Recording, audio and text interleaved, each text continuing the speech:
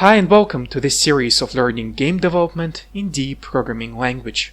D language successfully combines high-level constructs of modern programming languages, simultaneously retaining low-level features of C language.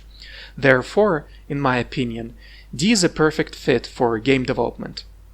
In this tutorial series, we will learn how to write 2D games in D. We will start by learning the basics of D language by writing simple games such as Hangman, Tic-Tac-Toe, and Battleship. These games will be run from the terminal.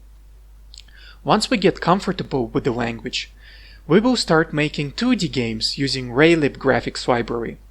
At first, we will create a graphical version of our Tic-Tac-Toe game, then we will do a snake game, and finally a simple roguelike game or a platformer containing a main menu, settings, and a few levels.